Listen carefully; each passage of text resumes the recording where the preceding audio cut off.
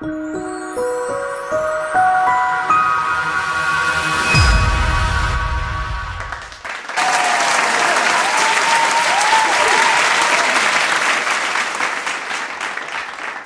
everyone, and welcome to the Ms.Dria Show, where I'm your host, Ms.Dria, and here I have with me my one and only beautiful co-host, Davia, the Wonder Twins. And here with us, we have the founders of GoodNews Goulds Radio. How are you? I'm doing better than good. Thank you for having me. Okay, now this is Latoya, and what about you, Stanford? How are you? I'm doing fine, sisters. Okay. So welcome to the show. It's a pleasure to have you guys. Yes. Thank you for having us. Anytime. First off, tell us a little bit about where you're from. You first, Latoya. Okay, so almost born and raised in Ghouls. Almost. I am I'm a product of Naranja down south, and I have a huge heart of gold for Ghouls. I was raised in Ghouls after the Hurricane Andrew, so that's kind of been my stomping grounds. Okay. So that's where I'm from. Okay, and what about you, Stanford? Well, I'm from down south also. I'm from born and raised in Paran. And that's my city, that's my town. Big it up. Okay. Now you guys are here in Miami, right? No, we're down south. Oh, we still reside down south. We have not migrated up. Oh, no. Yes, the big migration after Andrew. I was one of them. You know, I think it's important to do some work down south. And so that's kind of like, I'm stationary right now. Okay. I respect that. So tell us a little bit about what GoodNews Goulds is. Like, how'd you guys come up with that? Okay, so GoodNews Goulds started because it was so much bad news happening. And it's still happening. But the flip side to that there are both sides of the coin. There's always something bad, but there's always something good. But the good kind of never gets the type of press, the type of energy it needs. So I said, you know what? Damn all the bad news, because I know it's going to be going on. So it's time for me to put something together called GoodNews Goulds. And that's pretty much literally how it got started, as a one-page flyer. Oh, wow. And then I don't know, by the time I went to print, it was 4 pages, and now we're almost like a year old now. Wow, congratulations. Thank you. You're welcome.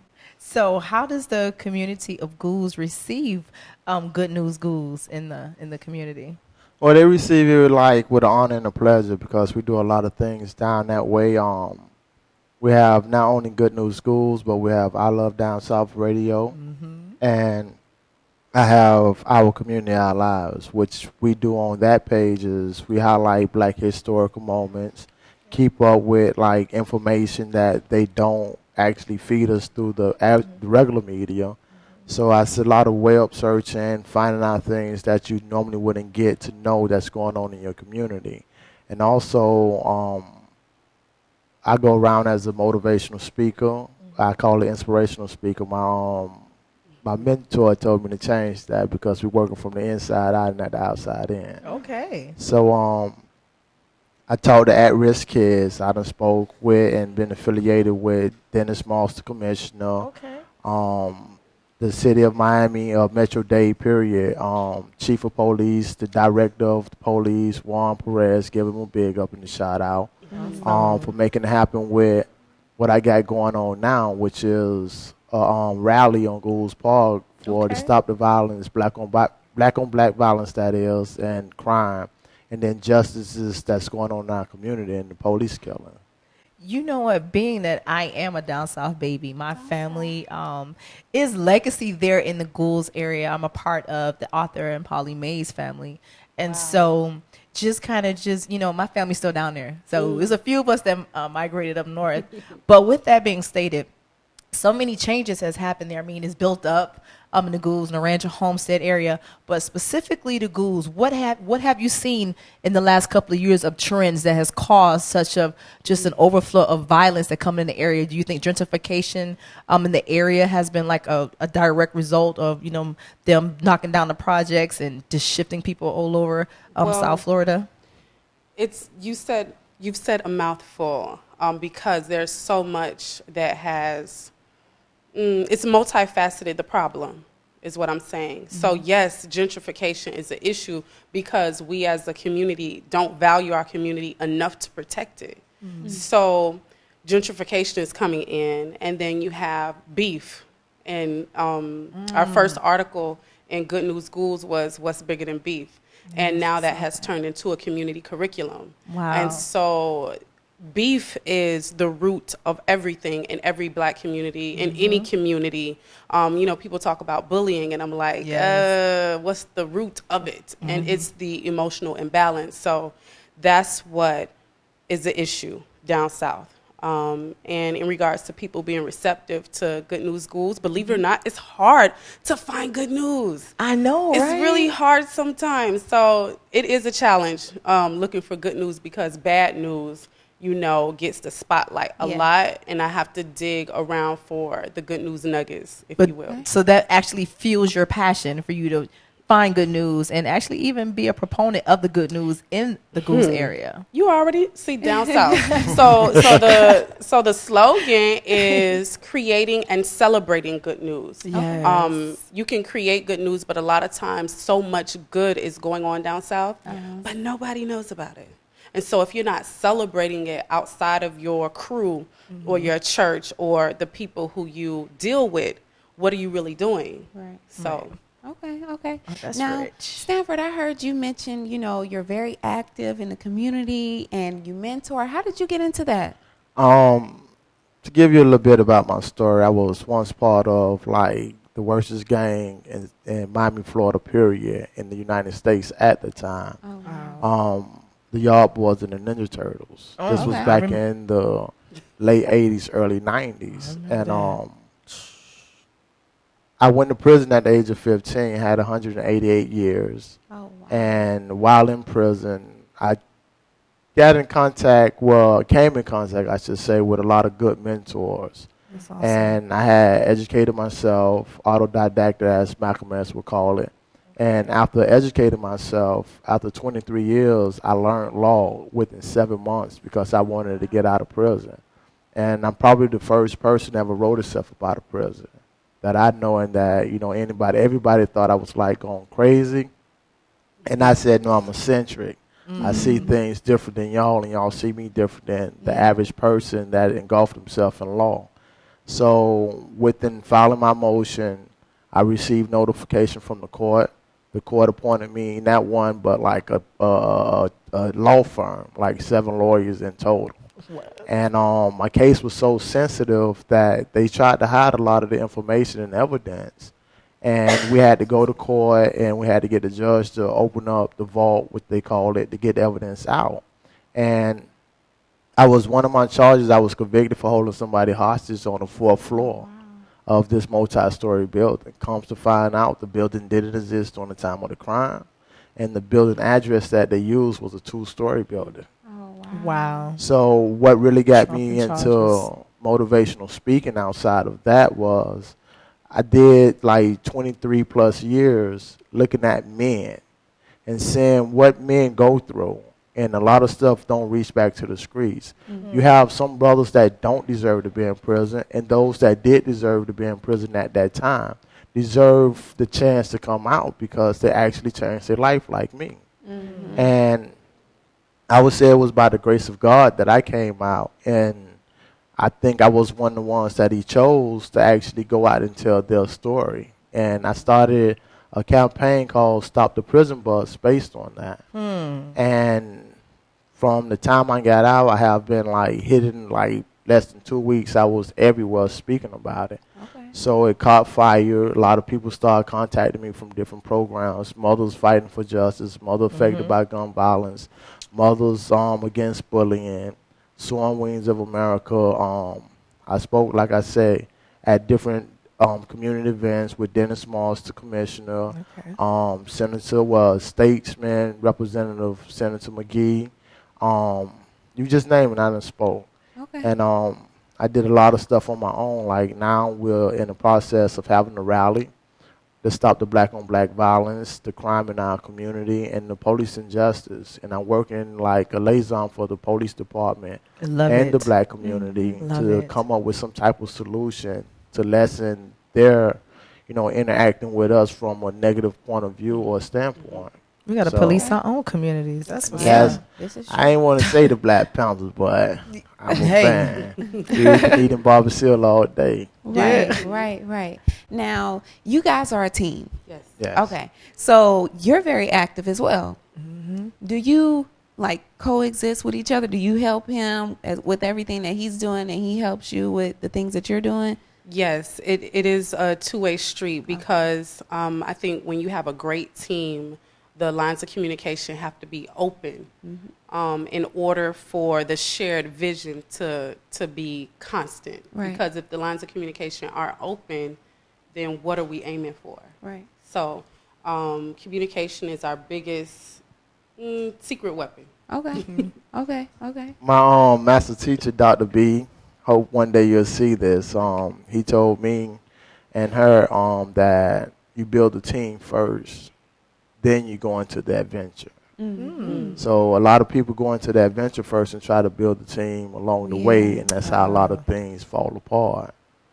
That So was a nice piece of Right, that was yeah, rich. that was nice. That was Man. nice. Now, what is this that we have here? Whoa. So this is major to me. This is our 11th issue, and it is our first magazine-style print. Okay.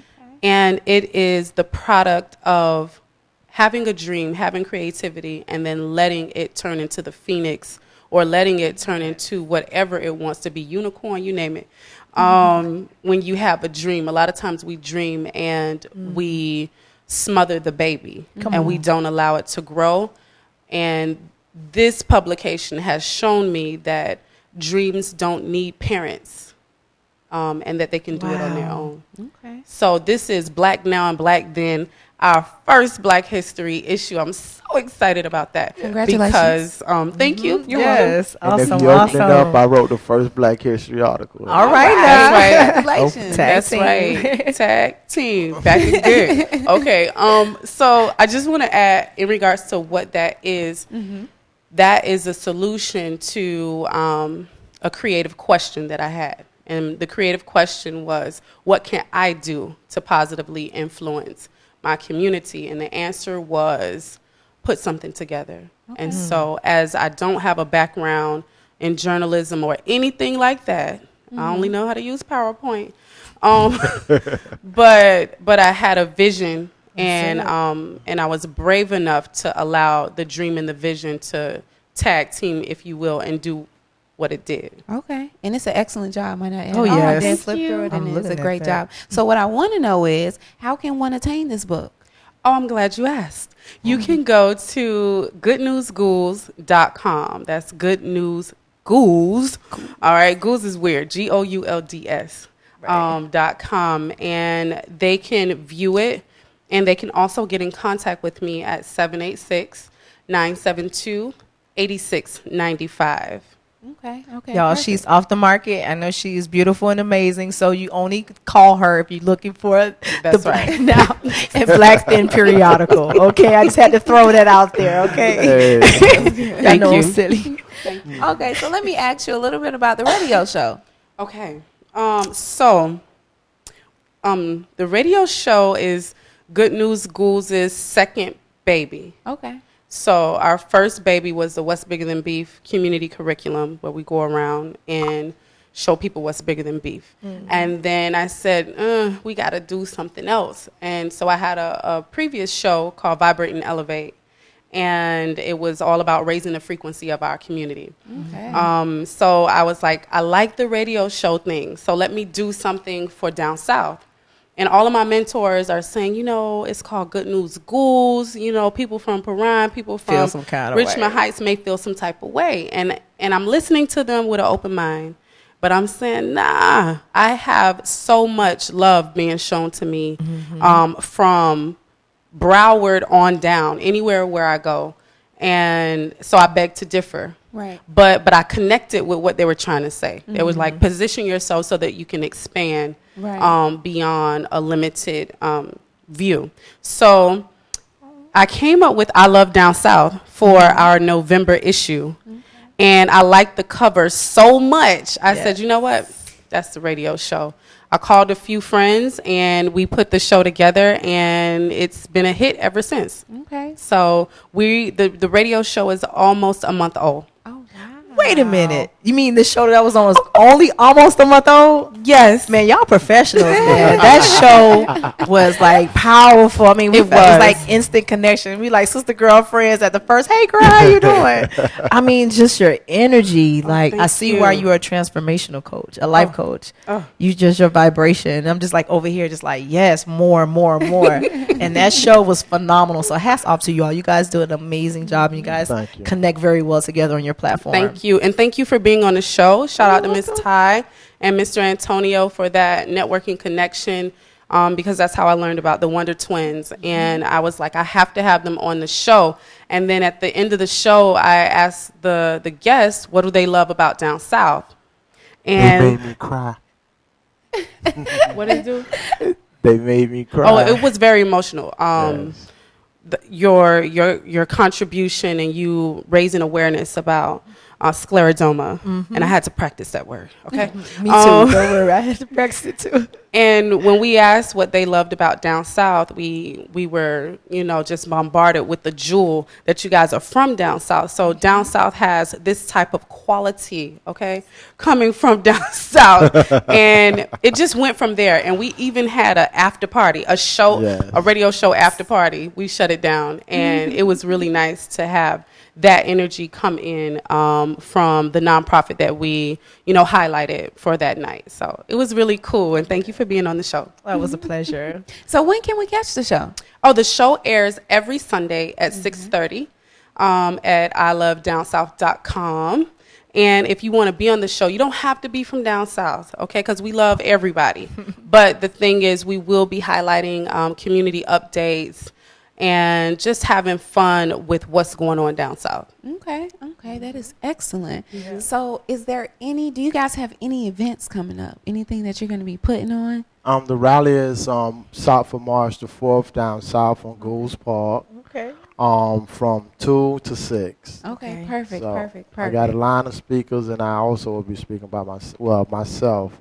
And I think it's going to be a surprise. They ain't ready for it. They ain't ready. They going to get ready. They ain't ready. So I would like to thank both of you for coming by. It was a pleasure having the both of you. I look forward to seeing you more in the future, and I wish you success in everything that you guys are doing. All right, well, we thank you just as well. Right. Thanks for having us. Anytime. We appreciate it. Anytime. It was a pleasure. My wonder twin. Please stay tuned to the Ms.Dria show. We're going to take a short break, and when we come back, we're going to come back with so much more.